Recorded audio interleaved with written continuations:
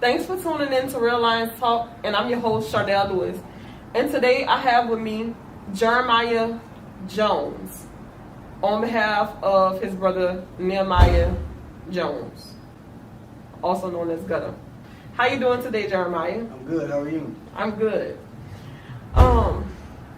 Let's talk about Nehemiah. What was some of your last memories of your brother? Last memories of my little brother was one was I know for right at Christmas time. It's funny because he took a family photo. He took a family photo and he was the only person that wasn't in it. Everybody else was in it. Wow. And we was just talking about why he had to be the person behind the camera, smiling and making everybody laugh while we were taking that Christmas picture. And that's one memory just from me watching him taking a picture on the family side. Personally, me and him had grew to know each other real better as adults. Mm-hmm. As adults, and last thing we was talking about was getting something for my daughter, what my daughter wanted, and just keep it for her and don't worry about sending it back to him. So just go to the store and pick it out. So that was a few of the last things that I remember coming from him as closer of a change in him himself. Okay, let's talk about his murder. The night when he was murdered, how far were you away from him? And like, how did you see it, like online or something, or somebody called you? Like, what happened? Actually, I got the phone call. The phone call is something that I always feared, that phone call. And when it came to reality, it hit pretty hard. And then I was far away from it because I was in DFW, Dallas Fort Worth, everywhere I lived at. So, and I couldn't get home, not even less than an hour, I couldn't get home. So, yeah, I couldn't drive at the time, so I had to just book a straight flight from Dallas to New Orleans, and they didn't have a straight flight at the time. By the time I got to the airport, I missed that flight. So they had to redirect me to Atlanta. So that's even more time before I got home. I didn't make it home till 7:30 in the morning. So how many hours did it take you to make it here? 6, 7, 8. At that time, it felt like 3-4 days. Because you couldn't make it here to him. Couldn't get here at all. Why? You said you always feared that phone call. What made you fear? That phone call that you feared, was it you feared that phone call about him? It was a phone call where it's almost like, for instance, in the field he was in, the entertainment business. Okay. You always gotta watch what you do, how you present yourself, and because bad things gonna follow you no matter if you're doing good or bad in that area. Right. And by him just going out to shows sometimes, I would think that ask the Lord to bring him home. Mm-hmm. Just in that area of entertainment. Right. You gotta have prayers behind that, because it's just a matter of second, you know what I'm saying, no matter where you be at, wrong place, wrong environment type. Right. And then when you in that entertainment field, like, people could envy you that you never even met before. Oh yes. Like, people could have things against you just because of how you look, the way you sound, the way you talk. Like, it really don't even matter. Like, they have evil people around and people envy you for no reason. So when you got the call, like, how did you feel when you got that call? I didn't believe it at first. I hung the phone up. I didn't believe it. I hung the phone up. But I'm gonna start off, I'm gonna say that Monday. Mm-hmm. That Monday I was at work, and I just started feeling real strange at work. I went in, came home at 12. My wife asked me, she said, "Why are you home?" I said, "Babe, something just don't feel right." something just don't feel right. Whatever it is, it gonna hurt, but it just don't feel right. And this was the Monday before it was the died. Monday before. And my wife's words was, I hope you're not finna tell me I'm about to die. I said, no, I ain't trying to tell you that. I'm asking you just to slow down, because I don't know where this feeling come from. I just want to slow down. So I came home, you know, and I check up on everybody that week. Tuesday, I was gonna drive down for Megan's the funeral, you know, to show my respects, and because, you know, I knew Tremaine and Boone and I know the Washingtons. Right, and that's just like family, all growing up in the same place. Ms. Washington taught me. Right. So that Tuesday, I just got off the phone with him. I told him, man, I may be coming, but I don't know yet. Let me check, because they just put a project on me that got to be done before Wednesday, and I don't know if I'm gonna be able to finish it and if I got to drive, because I work till sometime about 11:30 at night sometimes to get projects done, because I always like to set goals on myself to where I beat the deadlines. Yeah. And I called him that Tuesday and told him I wasn't gonna be able to make it, to tell everybody, you know, send my respects, tell them I'm praying for the family and everything. That was that Wednesday. And that day I came home from work. Wife went to work. She used to work nights. My daughter, I put her to bed at 9:30, and I just had got up. I seen everything on Facebook. Everything was going good on Facebook, and I put my phone on the charger, and when I took a shower and said I'm gonna call my brother. Because he had just been on your mind and on your heart. And he was on that heavy. He was on that heavy. And we was texting frequently. And I was supposed to call him. I told him, I ain't gonna bother you too much Wednesday, because I know you're gonna be going to the funeral and going to repast and everything. I'm gonna wait till later on that night or later that day to call you or whatever. And my phone happened to be going dead. So I put it on the charger, and I got in the shower. And when I got in the shower, I still said, man, I'm gonna call my little brother. Let me call my little brother. And I wound up falling asleep. And that was around about, let's say about 10 p.m., 10:15. And when I woke up, I just woke up out of nowhere, and the TV was on. The TV was white.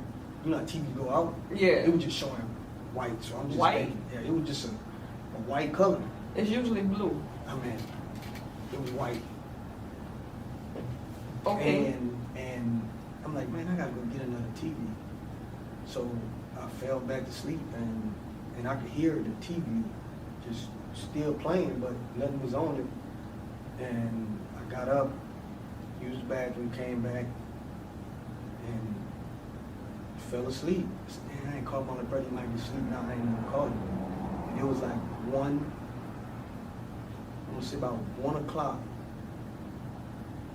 My cousin called me first. I'm like, why is she calling me? So she called me. I didn't even answer the phone at first.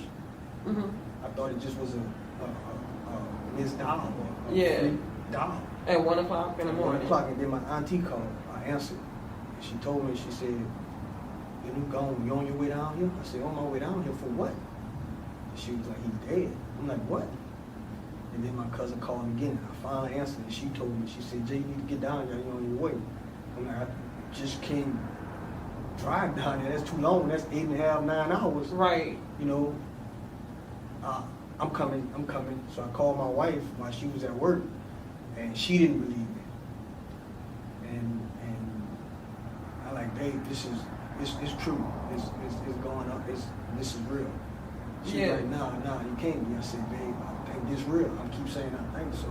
I hung the phone over her and booked a flight, and I was just sitting down waiting till she come home so I can get to the airport. And your flight there, like what was going through your mind? Like, I know you cannot talk to anybody on the phone while you on a flight, once you up in the air. So like, what you had going through your mind at that point? Well, I got in a confrontation with one of the flight people at the desk in Dallas anyway, because he didn't want to let me on that flight, and his co-worker said, it's an emergency, let him get on that flight. Yeah. I mean, he can get on that flight, it's an emergency, you can hold that flight for him right now, they about to close the gate. They hasn't closed it yet, so you can let him on the flight. He didn't want to let me on that flight. So were you able to get on that flight? I couldn't get on that one. I had to wait. Oh, because he another didn't... 30 minutes. Okay. And he redirected me to Atlanta. Oh. And when I got to Atlanta, it was another connecting flight that coming to New Orleans. Yeah. And I got to that gate, and that guy took somebody off the plane and let me get on to get home. And he was like, he don't know why they didn't do that in Dallas. Right. So on your flight though, like, did you sleep or did you just think the whole way? Did you? It was more of a thinking. Like, what's going on? Did you have any idea of what happened, or you just had I didn't know exactly what happened. You just know he had. I didn't know exactly what happened shot? until I got home, until I landed. So when you got on the plane, you didn't know he had been shot. I know he got shot. Okay, you just knew he got shot. You didn't know exactly what was what until you landed. So when you found out what happened, like, how did you deal with that?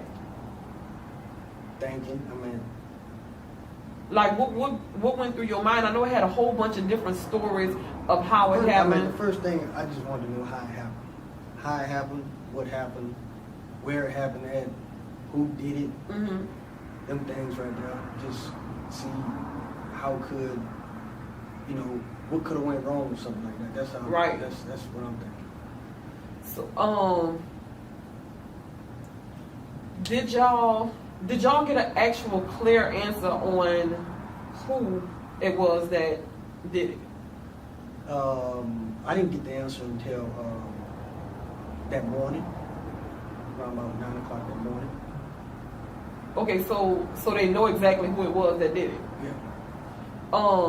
So how, like, the person that did it, did you have a relationship with them or a past relationship or anything like that? No, the person that did it, I have no relationship with him, but some of his family. Okay. I had class, some of his family was my classmates. Okay. So, like, after that, like, how did you handle the funeral? Like, seeing your brother in a casket? It was tough. It was hard. And in order for me to, I had to remain strong on behalf of me personally, because I know I do have a quick temper. No one can control it. No one can tell me what to do, because I own myself. I'm gonna own up to that. And I saw it in a different light that day. As if that he don't have no more problems down here on earth. Right. He's at home with his maker. And he don't have no worries. He can have all the parties he wants. He don't have anybody yelling at him. He don't have anybody on his back. He's free. Right. He can do what he want to do. He probably up there jumping right now. Got a party going on. Yeah, yesterday. For real. Right. His grandmother. Because that was him wide open. That's him. Wide open. But for me, his funeral was. That was the first time I saw him in the casket. I didn't see him. That was his day of the funeral. That's the first time I seen him. Okay, so you didn't have a chance to make it to the hospital, or you didn't, and neither to the funeral home. Well, so I had a chance to make it to the funeral. You just didn't want to. They didn't want me to see him. They didn't want me to see him. Oh, okay. So, like, your first time actually seeing him was in the casket. How long had it been before you seen him before then? Right at Christmas. Christmas? Okay, so Christmas it wasn't that long. Christmas and probably FaceTime on when it wasn't FaceTime. It was one of them other apps you could use. Okay, like Messenger or something. Okay. Like, have you seek counseling or anything like that? Well, at first I wasn't going to counseling at all. Like, I'm gonna say maybe the first 2 years I didn't go to counseling. Why? You felt like you didn't need counseling? You felt like... I didn't want to talk to nobody, to be honest with you, about it. You wasn't open about it at all? That's right. I wasn't open. I didn't want to talk about it. the way they handled things, I felt that it was totally wrong. It's still no clear in it till this day on about everything, but it's a lot of holes in it though. I'm gonna tell you that. Ain't nobody know about it. It's probably the first time that you are, the world gonna know today. Yeah. That it's still a lot of holes in it. No matter what went on out here, there's still a lot of holes in it. Yeah. I'm not satisfied with it because the people didn't do what they were supposed to do. And as far as the justice system? Yeah, they didn't do it. They didn't do it. There's still some stuff that's out there that haven't been taken care of. It need to be done, and it may open up holes down here. Yeah. But it just I almost like said, you know what? I mean, you can't only control what you can control at certain times. So I mean, that's what I go by. So like, y'all or you are looking forward to like pursuing this is possible. Further. It's possible. Okay. How do you sleep at night? I don't. You like still to this day? I wake up through the night. I mean, throughout the night. So you still don't get any rest at all since that happened? I have it, but it's not like it was before then.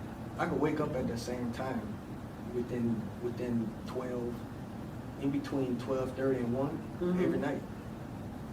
You ever just like wake up looking for him or waiting for him to walk through the door? I asked him to come see me. Oh, okay. I asked him to come see me. He ever came to you since then? Yeah. Like talk to you or whatever? Yeah. So y'all had a conversation? I ain't gonna say a conversation. I didn't get that close to it. Okay. I can't get close to it. Not yet. Not yet. But if you, to me, I think if you believe in things like that, you will see it. Yeah. And my view is that I can't talk to him right now because I feel that it's not all the way done yet. In certain aspects of what went on, it's not fully. And you really not ready yet, because when you are, you know, it just might happen. Yeah. You really never know. Like when my little brother got killed, like from that date, like a whole year and a half later, we talked. Like I talked to him. Like he came to me and told me things, and things that I didn't even know of. He presented it to me, literally. He did. So are you seeking counseling now? Or you still have? No, I did. I went. The incident. Well, it was. I had yelled at my daughter one day, and I knew where the frustration would come at. That's my innocent baby. Yeah. That's my innocent baby. And how old is she? She's 10 now. Okay. When I yelled at her and made a stupid comment to my wife, I knew it was time for me to go get counseling. So and you keeping that bottled up, you know, if all it does is yeah, it builds. It builds, and that pressure, when that pressure comes out, is right. And you can like when you, this is for anybody, when you going through something and you don't address that situation at all costs, it can cost you everything.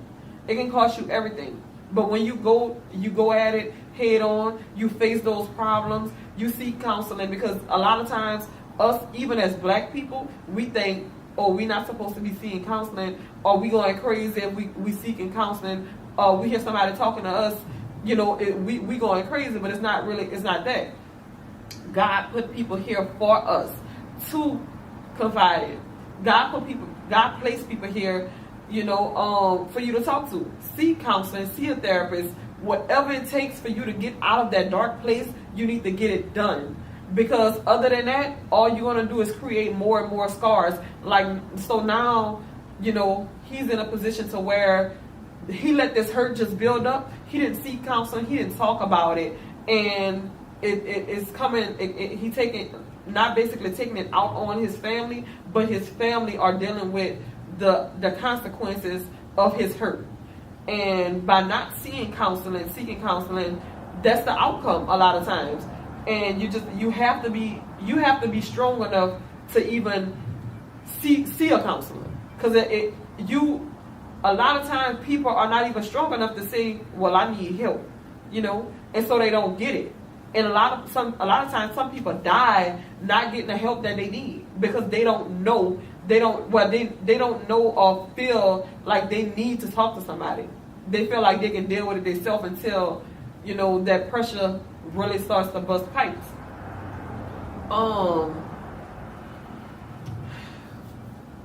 How was Nehemiah coming up? Nehemiah coming up was that boy. He wasn't. He never was bad. Let me say that. I mean, no matter what people label him as, when he was coming up, and as a young adult, going into a man, whatever folks label him as, they didn't know him. They didn't know him. He never like the incidents he got in that really wasn't his incident. They knew Gudda. They didn't know the new. They didn't know the new. They knew Gudda. They knew Gudda by his stage presence. Yeah, right. But they didn't know him by the new. They didn't know him by Nehemiah. And when we was coming up, my dad wasn't present as much. So, I mainly raised Nehemiah. So I know everything about him. Everything. As a child, growing up, my mom, she worked at Walmart. That old Grunyard place in Downsonville, that's the Walmart she worked at. The old Walmart. The old Walmart. Yeah. I come home from school, home from practice, and get him from my grandmother, and we go home together. Me and him. Just me and him. Basically taught him how to dribble, how to play football. And he was a great. He was all around sports. That was him. All around in sports. And playing in the backyard, he always running in me and my friends' way, just coming across the court or coming across the field, getting in the way. I'll yell at him, get out the way, boy, you don't need to be here right now. And then as he grew, I let him come in a little bit, and as a little brother, you got to teach him that tough love, because you ain't got no father now. Right. So as I'm hard on him, I'm teaching him at the same time.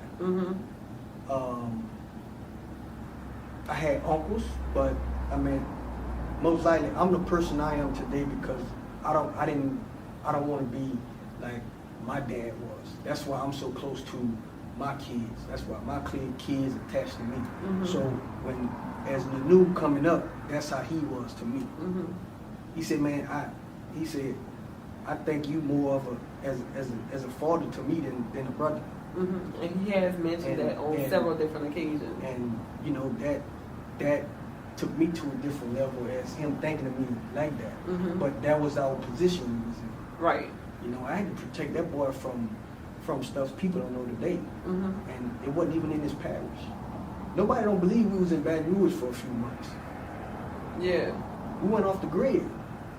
In that time, I had to protect that. I had to protect my little brother. I had to protect my little brother. When my mama had to step out, I had to protect my little brother. Them secrets there ain't no secret, but that's just facts and that's true. And ain't too many people don't know about that. But that side of it was rough for us. That side there was really hard. But I think when I graduated and went to Grambling, my little brother was angry at me because I left him. He felt that I left him in the situation. In a situation where it's just him and my mom and my little sister. So now he blamed fault on me of leaving. He didn't understand that until he got a little older. You have to place yourself in position to do better in order to help anybody. In order to help anybody, you have to first be able to help yourself. Just as Jeremiah and the new Nehemiah Gudda situation, a lot of people grow up without fathers. A lot of people grow up without mothers in the home. A lot of siblings end up raising their siblings because of circumstances. But in all, regardless of what you go through in life, you always want to be the person that you needed. Always try your best to be the person that you needed. If you needed a mama, if you needed a daddy to be here, to be at your games, you make sure when you have your children, you be at his games. You make sure if you needed a mama to talk to, and when you didn't have nobody, you make sure that your child can come to you and talk to you at any given time. You always want to be the person that you needed, and you always want to be the change that you want to see. What would you say in like growing and raising Nehemiah is some of the best parts of who you are today?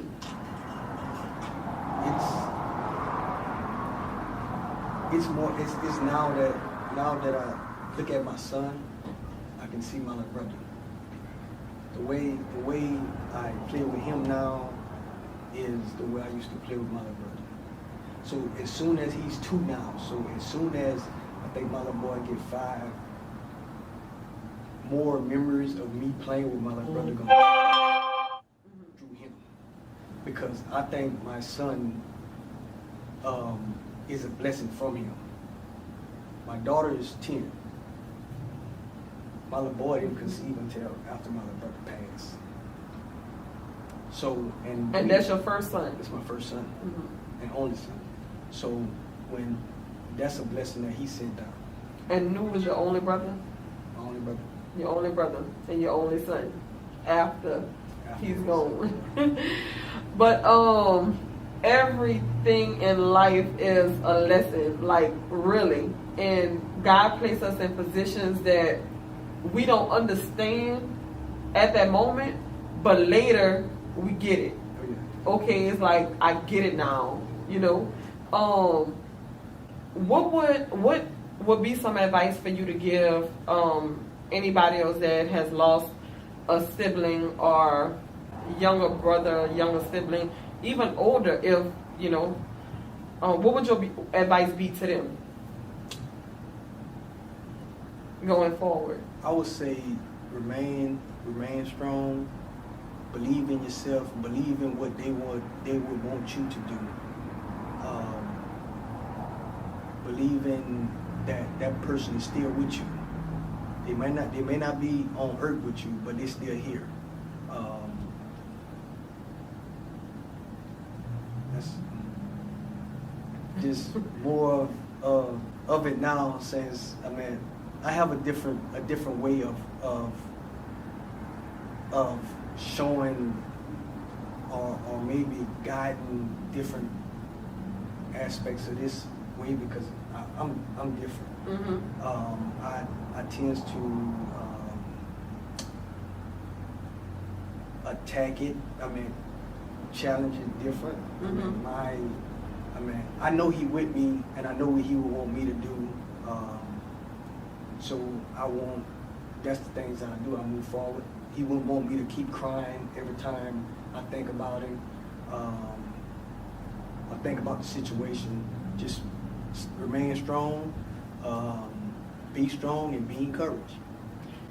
And another thing, it is definitely okay to grieve. Like, you have to allow yourself time to grieve, because if you don't, you will break on all costs. Against all costs, you will break if you don't grieve.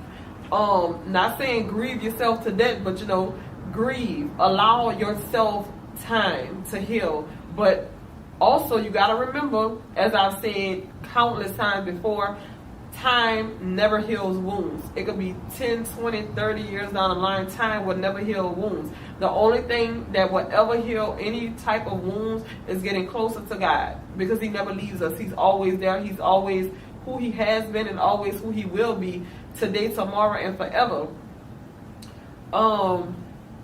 Is there anything else that you would like to say?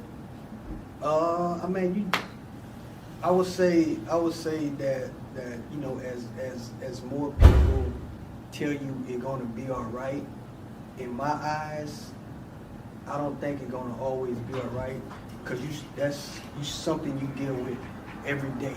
Every day, even if your mind wandering, it may be all right in certain ways, but it's not gonna be all right, or it's not gonna be all right to accept what happened. Yes, it is. It's definitely okay to feel however you're gonna feel. I mean, you know, you have to deal with you. But in dealing with you, make sure you letting God deal with you too, because that's the only way to push and pull through. It really is. To everybody, you know, thanks for tuning in to Real Lions Talking. I'm your host, Sadell Lewis.